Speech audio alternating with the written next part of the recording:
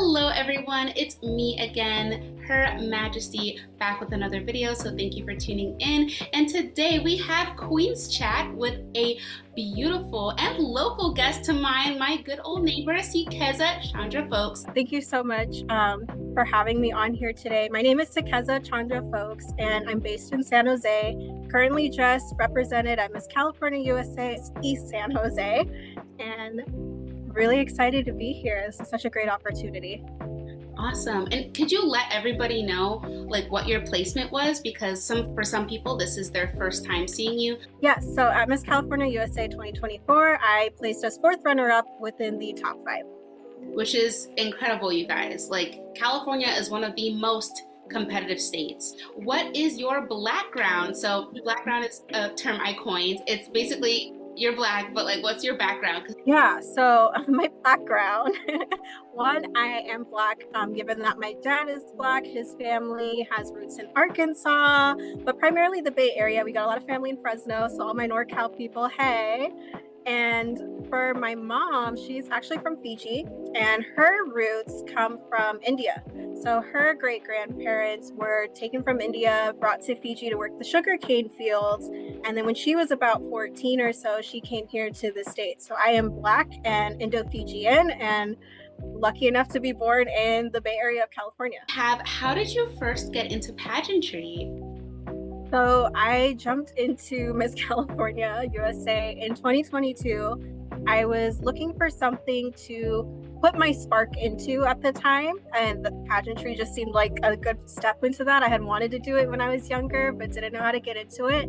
And even with that gusto, I still had no clue what I was getting into.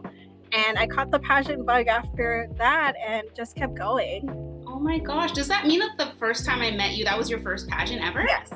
Oh my gosh! See, you know, this is why it's so incredible to me, because I feel like I saw you like really at the beginning of your journey. Mm-hmm. So, you know, being 2024 now, like in 2 years, that's an incredible progression. Mm-hmm. I just feel like there's this kind of camaraderie that exists like within Black women or people who are mixed with Black, that it's just like, if one of us wins, we all win kind of thing. Absolutely. So just seeing you in that top, I was like, yes, I know. What is your platform?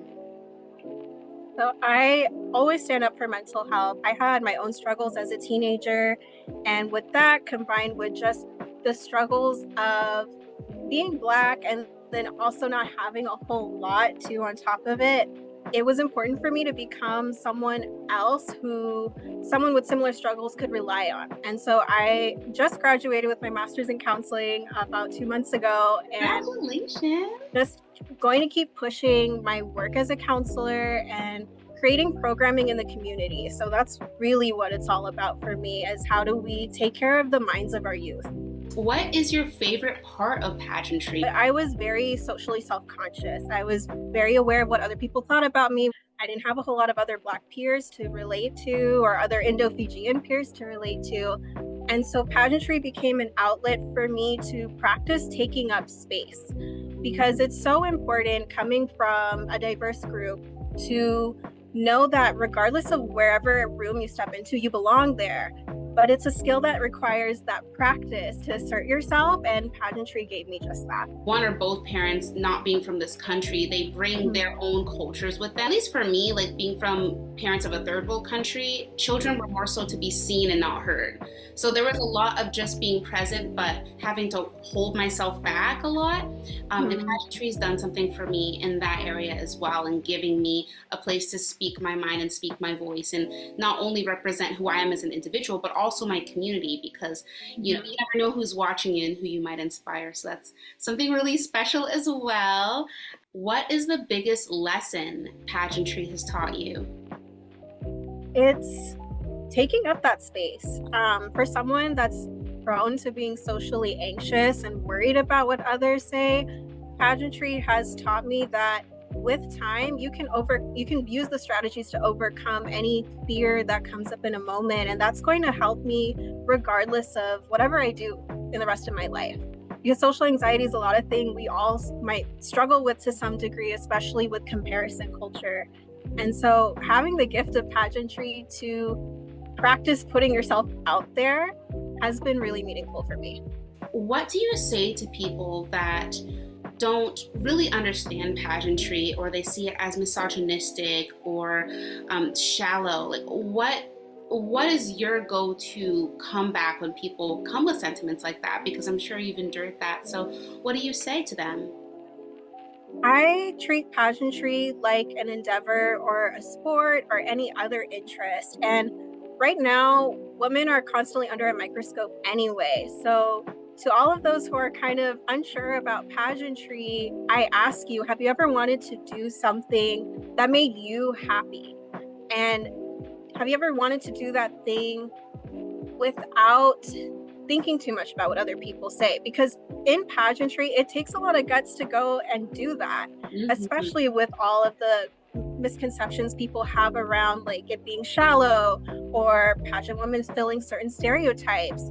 Whereas on the contrary, I've been around so many women who have so many different things going for them. They're educated, they're talented, and to put all of us under this one umbrella and undermine that the work that we do is really unfortunate. So I say, hey, be open and allow women to do what they want to do. And if pageantry is part of that, then that's part of what they decide to do. Yes, finger snaps to that one, because I thought that even people assuming that a big room of 50, dozens, hundreds of women, that it's like people pulling each other's hair and pouring dresses. And I'm like, it's almost anti-women to assume that a bunch of women together is going to be chaos. Like, we're actually there, very educated, very articulate, clearly very beautiful. And we're also girls, like, I mean, here you and I are, right? So I think the proof is in itself, but I do think sometimes people want to believe what they want to believe. And we just happen to be living in a world where they're going to do that, but we're going to do us too. And I feel like especially for people like you and I, where pageantry, like, it's our hobby. Like, I'm sure we do it more if it paid, but yeah, I mean, for fun. It's an enjoyable thing, and everything you pour into pageantry is basically you pouring into yourself. Another question that's not on the list is, how did you choose the USA system? Because there's so many different systems. Well, I've always wanted to be Miss Universe, and so thinking about just that chain of how do you get from point A to point B, you got to start in the USA. And also largely because I saw in myself what I saw in the women on stage. I remember thinking, these women are really smart. These women are really beautiful. These women have a lot of ambitious things going on for them. Wait a minute, I have that in me too. So why can't I go and do it? Sometimes, like you said, you see in yourself what you see in others. And it takes recognizing that in other people to find your own sort of pathway. I don't know, I'm just reflecting on everything, because you also competed in NorCal. I think this is news to everyone watching, but like, I also competed in NorCal. I don't think we competed the same year though. We weren't in the same year. Unfortunately, we missed each other. Yeah, but it's okay. But I think seeing you go from NorCal to California, it's almost like, I almost want to ask, like, what was your process? Like, what happened in between that, like, what, from February to like June? Grad school will change you, that's for sure. I was finishing up my thesis during that time. Actually, fun fact, I defended my thesis the day before I competed at Miss NorCal USA. So there was a lot going on, and I don't recommend putting too much on your plate. Yeah, no kidding. Yeah.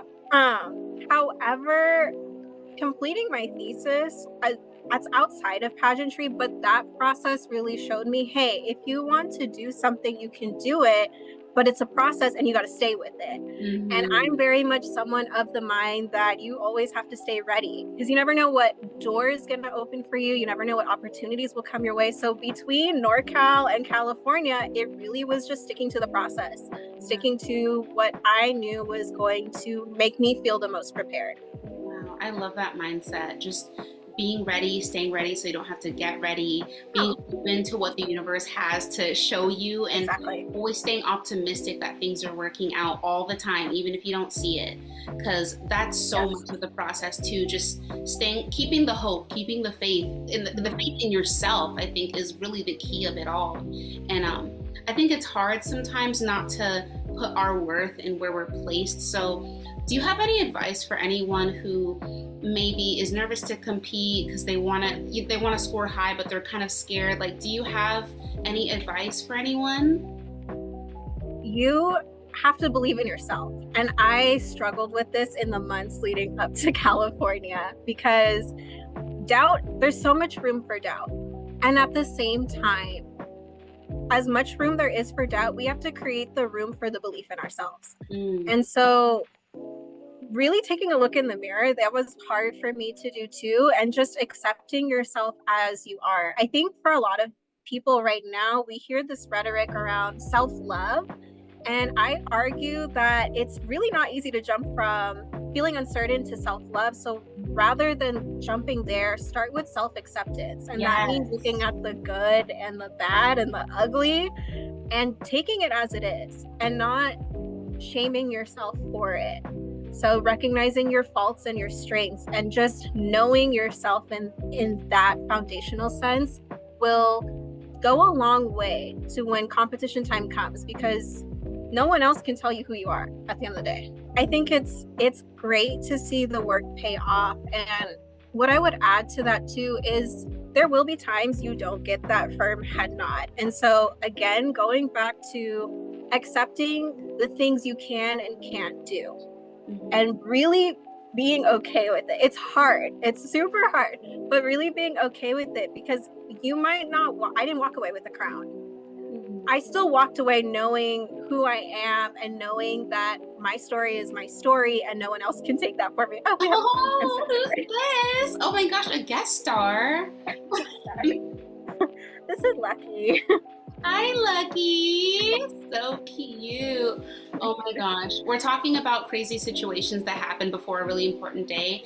I had a dog and she was about 16 years old and she was going to get put down the day of my Ms. Black USA interview. And it was so hard, but they did ask me a question about it. And they were like, tell us about a troubling time and like how you overcame it. I was like, well, actually, funny you ask. My dog is getting put down today and she's my childhood dog. And yeah, like I'm 29 years old, but she's 14. Like I still had most of my formative years like with her in my life. So it was really difficult, but the way that I overcome it is I still show up. I still show up for myself. I still fulfill the promises I made to myself. And that's how I overcome it. And, it's going to be hard, but like, I know I'm strong and I can do really anything I put my mind to. And I'm just going to appreciate these last few hours. And yeah, not to make it super sad, but I still love animals. I love dogs. I love people. And I really honor people who are able to do difficult things with so much grace. Because I think there's a lot of people dealing with hard things in their lives, but they still hold their heads up high and they still show up, and that's really hard to do. So thank you for sharing that. I do have a few more questions. So the next one is, what's your favorite part about pageantry? What is the thing that just keeps you coming back? I really enjoy how it gives you a chance to invest in yourself shamelessly. I mean, like for real, like I'm so sorry I have to go get my nails done because of right, hair appointment business. yeah, it's this is for work. It's that, and it's also having the opportunity to see the growth in yourself every single time you walk away, regardless of the placement or what happens. It gives you an opportunity for self-reflection, and I'm all about introspection as a tool to better ourselves, to reach a sense of authenticity that is going to serve others as well. There's so much good that comes from pageantry, and sometimes all that people know are like the blunders or like someone's embarrassing moment, which I think is so like traumatizing to do to someone. Like I feel so bad for some of the queens I've seen that get known for that, but there's so much good that goes on in pageantry, and it really does elevate you, and it does give you an excuse to take yourself seriously. Of prelims, and how did it go for you when you finally got off the stage? How did it feel? Yeah, a lot to unpack there. So the most challenging part of prelims for me was trying to keep my head cool I actually got a serious amount of stage fright doing our personal introduction. So that's when you might, for those that are watching, when you walk up to the microphone and introduce your name and your title, there's tons of blunders of them on the internet. However, I froze like a deer in headlights for just seconds longer than I needed to be up there. And right before walking out in swimwear to have some sort of mistake like that really was sending my mind for a loop. And so trying to bring myself back to earth and be okay in my body after that was really hard. And once I went out and did the thing, I went out and did our swimwear walk on the runway. I remember coming off stage and feeling terrible. I was really thinking that I did not do my best because I was nervous and I was worried that my nerves were going to show on my face. But I mean, after that, it was out of my hands. I did what I could. So it was really keeping my head on straight. I hear you. And it's I don't think people really know what goes on the inside, because all they see is like beautiful, well pedicured feet stepping foot by foot with hair beautifully tossed, and they're not seeing everything, but they don't realize there's a whole like internal dialogue. And so much of, I think, the process of even getting on stage is feeling worthy of being there and feeling like you're deserving of even being seen. And it's definitely an internal struggle. And I think there's a common quote that says like, leave it all on the floor, leave it all on the stage. Is like, go out there and just do the best you can. And you can't control what the judges think of you, but you can control what you think of yourself. And part of that portion of it does take a lot of, internal like energy and strength. So after everything that happened in prelims, you come back for finals. What was your mindset getting ready behind stage? It's about to start. What's going through your head? At that point, regardless of how I felt about my preliminary performance the night before, I remember just waking up that day and saying, look, I only want what's best for me. And so whatever that may be, I'll just let the universe take the reins on that and continue to present myself in a way that I believe is the best representation of me. I am someone who believes in finishing things out all the way through. So I got ready, I put on the face, the war paint. I went out there like I'm ending with a bang. Regardless of what happens, I'm ending with a bang. So just having that mindset of like letting the rest go and still doing what I came to do was really where my head was at that whole day, and then in that process of getting ready before finals. Okay, that leads us right perfectly to our next question. Is when you're there standing on stage with everyone waiting for the finalists, what's going through your head at that time? And when you finally hear, I'm not sure if it's your name, probably your title. Yes. When you hear your title, how does that feel to have them say your name? It was certainly a rush. I remember feeling grateful. I just remember my body feeling over the moon with gratitude, and that yes, like it's go time. Let's continue to have fun. Like this is what we came here to do. Did you achieve what you expected to achieve, or did you exceed your own expectations? So yes, I did achieve what I had intended to do. I knew I wanted to place within the top 15. And so I was ecstatic about that. And then part of me also knew that the possibility of placing within the top 5 was just as much as there as it is for any other contestant that was there. And so I don't want to say that I exceeded my expectations per se, or that I knew that I was going to place top 5.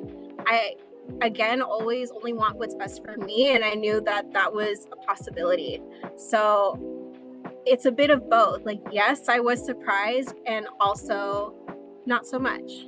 Yes, I wanted to give you your flowers, like, while I had you here, and just let you know that you are so inspiring to me. And I do have Ms. Black USA coming this August 3rd is when my competition is, and it's really teaching me to remember my why, to remember where I came from, but also to detach myself from the result. I think is a big part of my personal journey, because of course we want to win. Like, who doesn't want to win, right? That's why we do it. But it's not the only reason why. It's about the growth. It's about the sisterhood. It's about meeting people. It's about growing yourself, about leveling up and giving yourself a shameless way to do it. Because as women, we're criticized a lot and we're told to stay small, but this is a place where we can actually spread our wings and really take up space. And that's really special. So my next question is, what is next for you? Do you have any pageants planned? Are you planning on giving pageantry a break? What do you see in your future? So right now, pageantry is on pause. That doesn't mean that I won't return. I think it's important to engage in reflection and go back to your why, just like you said earlier. Really understand what is it that you're trying to accomplish. And so I'm using this time to do that. And then again, continuing to level up even outside of the stage. I really want to focus on my work as a counselor. I'll begin really working on that intensely coming this fall and taking some much needed respite. Your girl just graduated from grad school. It was not easy. So we need a break. I would love to keep the door open on pageantry right now. So we'll see what's to come next. Here's my celebration emoji. Just so in grad school. But yeah, thank you so much for taking the time to meet with me, for sharing so much of, your journey. I see everything you're doing, and you're getting a firm head nod from me. So thank you so much. Thank you so much. All right. Last finishing touches are your social media handles and how my followers can find you. You can find me on Instagram. I do have TikTok, and they're both under the handle Sikeza Fowlks. And I'll have an Instagram or a YouTube channel up and running soon for just more about me, and that'll be under Sikeza Fowlks. So hope y'all come and find me, ask questions, love to answer them if you have any. Awesome. Thank you so much for meeting with us. And thank you for watching. If you liked it, then please hit like so I can see that you do. And if you want to see more, hit subscribe and join the queendom. But thank you so much for tuning in. I hope you have a great day or a great night, and we'll see you in the next one.